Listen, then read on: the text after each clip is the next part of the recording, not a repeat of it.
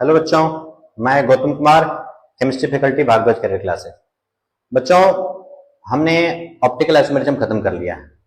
अब हम अगले टॉपिक पर बढ़ जा रहे हैं, ऑर्गेनिक में ही रिएक्शन मैकेनिज्म पर। रिएक्शन मैकेनिज्म बेसिकली होता क्या है?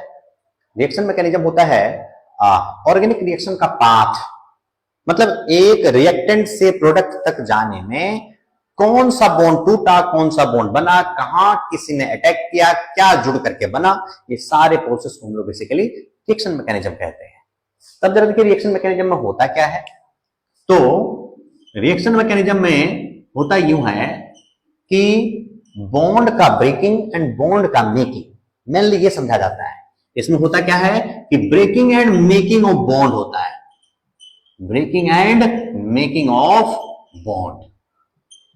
अब breaking and making of bond, जब बॉन्ड को हम ब्रेक करते हैं तो ब्रेक करने के बाद फिर बनाने की कोशिश करेंगे, फिर कुछ ना कुछ तरीके से बनेगा।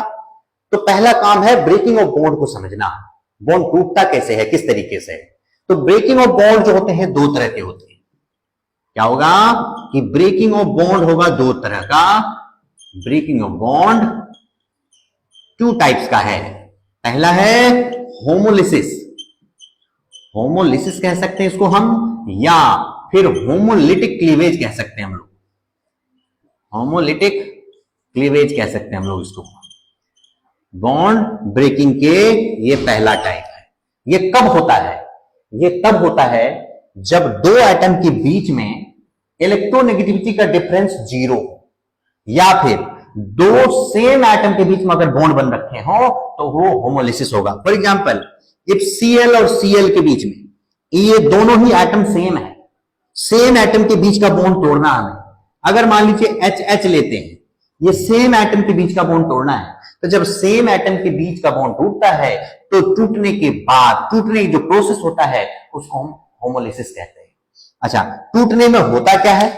टूटने में होता है कि टूटने के बाद कुछ ग्रुप्स या स्पीसीज जनरेट होता है। उन ग्रुप्स का हम नाम पढ़ते हैं, उन ग्रुप्स का हम प्रॉपर्टीज पढ़ते हैं, जो कि रिएक्शन इंटरमीडिएट होता है।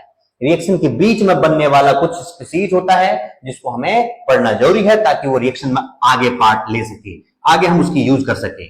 फॉर एग्जांपल ये है कि Cl Cl के बीच का बॉन्ड तोड़ना है, ये होमोलिसिस कर रहे हैं हम लोग, होमोलिटिक क्लीवेज कर रहे हैं।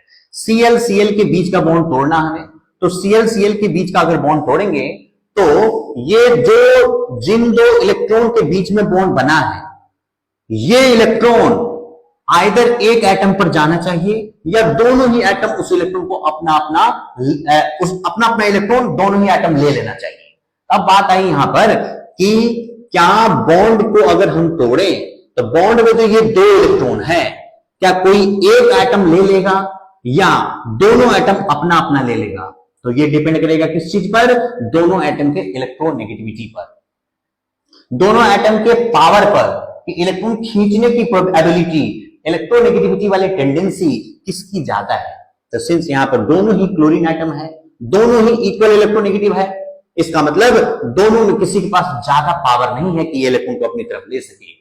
तो क्या होगा कि जब बॉन्ड टूटेगा तो ये क्लोरीन अपना इलेक्ट्रॉन अपने पास ले लेगा और ये क्लोरीन अपना इलेक्ट्रॉन अपने पास ले लेगा, और ऐसा होने से Cl पर एक डॉट लगा देंगे, दूसरे Cl पर भी एक डॉट लगा देंगे। ये हमारा जनरेट हुआ, इसका नाम होता है क्लोरीन फ्री रेडिकल। ये हो गया क्लोरीन फ्री रेडिकल का ये फॉर्मेशन हुआ, और ये भी क्लोरीन फ्री रेडिकल का फॉर्मेशन हुआ। मतलब होमोलिसिस में या होमोलिटिक क्लीवेज में फ्री रेडिकल का फॉर्मेशन होता है। अब ये फ्री रेडिकल में जरा देखिए कि क्लोरीन के पास एक इलेक्ट्रॉन आया, इसमें क्लोरीन के पास तो होते हैं पहले से अपना 6 इलेक्ट्रॉन तो होता ही है, पहले से अपना 6 इलेक्ट्रॉन होता है, और एक बॉन्ड वाला टूट करके जब आता है तो 6 इलेक्ट्रॉन तो ये हो गए और एक इलेक्ट्रॉन ये बॉन्ड वाला, तो 7 इलेक्ट्रॉन हुए इसके भी यहां पर 6 इलेक्ट्रॉन्स तो ऑलरेडी था और एक इलेक्ट्रॉन ये नया आया यहां पर, तो 7 इलेक्ट्रॉन्स हो गए। अब 7 इलेक्ट्रॉन होने के बाद भी ये ऑक्टेट कंप्लीट नहीं कर पाया, ये ऑक्टेट से एक इलेक्ट्रॉन कम है। इसका मतलब ये इलेक्ट्रॉन डेफिशिएंट स्पीसीज की तरह ट्रीट किया जाएगा, यानी कि इलेक्ट्रॉन की कमी है इसको, और जब इलेक्ट्रॉन की कमी होती है किसी एटम को तो वो रिएक्शन करना चाहता है, तो ये एक रिएक्टिव इंटरमीडिएट का फॉर्मेशन किया और ये रिएक्शन इंटरमीडिएट है। अब बात आई कि यहां पर ये क्लोरीन फ्री रेडिकल जनरेट हुआ। अब ये अगर फ्री रेडिकल किसी भी दूसरे कंपाउंड में अगर रिएक्शन करे तो वो अपने हिसाब से रिएक्शन करवाता है।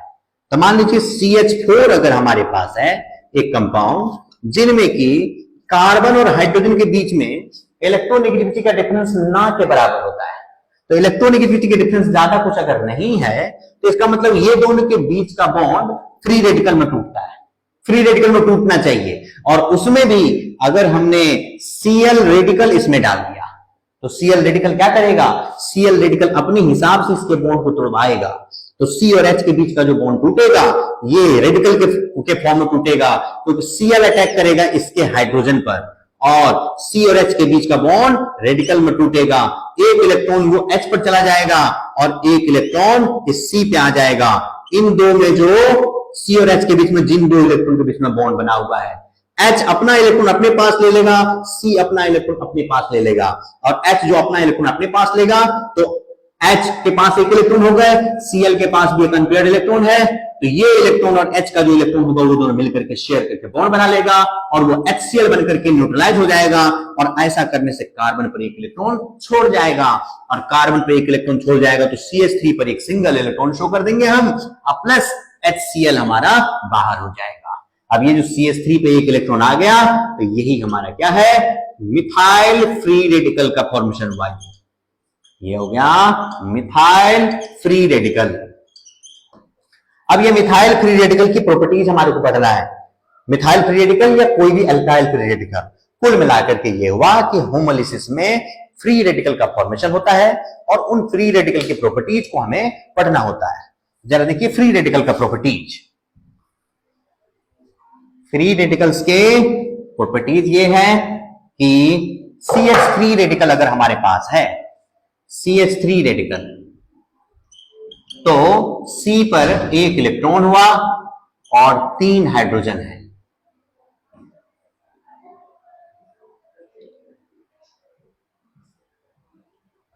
ये है और ये जो होता है हमारा ट्रायगोनल प्लेनर मॉलिक्यूल होगा, ट्रायगोनल प्लेनर मॉलिक्यूल होगा।